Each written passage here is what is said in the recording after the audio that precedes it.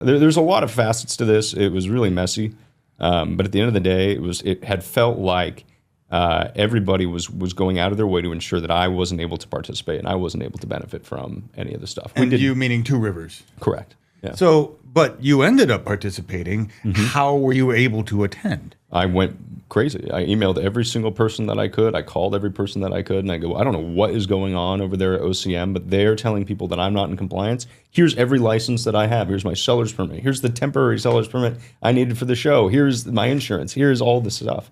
And they went out of their way to fight for me, and that's how it got reversed. And we won't name names, but by they, he's talking about other government people, higher government officials than Fiona Madsen. Yeah, basically. Which is how government should work. Yes. You know, like this is exactly what these elected officials are supposed to be doing for their constituents. And so I'm indebted to them. It's refreshing for me to see the right thing happen.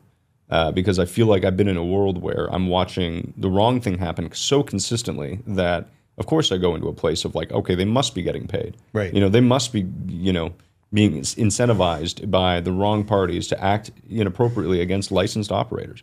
Because why else would they go so crazy? Why else would they be so brazen? Right. You know? It's unfortunate because I really had hoped that the cannabis industry, and we're talking just Sacramento, I mean, across the country, God knows what it's like, but I really thought it was going to be nice and cool and mellow here, and it turns out to be incredibly stressful. No. And I wasn't the only one kicked out, and I am one of the few that was able to get back in.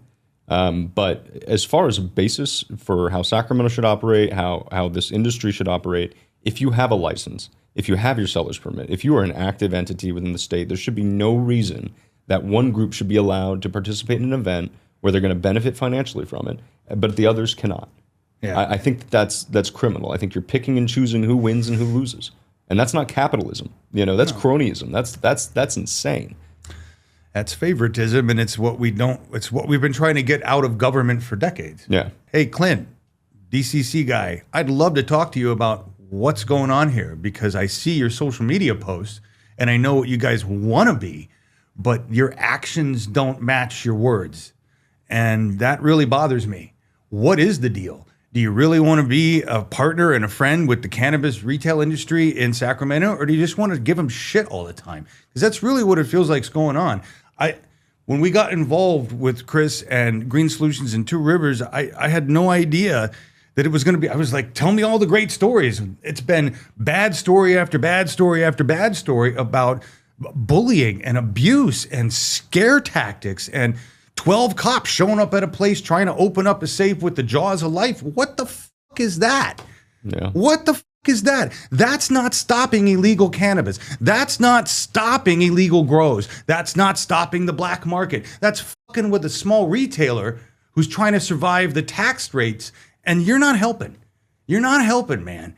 Your agency's not helping, and I really want to call you out publicly on that. Do better. Seriously, do better. I mean, I've got no pull. I'm not the mayor. I'm not a politician. I'm not rich. But as somebody who supports the industry in this city and in the country, what the fuck? Seriously, what the fuck? I mean, you just verbalized that in a way that touched me well. So thank you. That is, yeah, that's exactly how it feels. It's exhausting all the fucking time.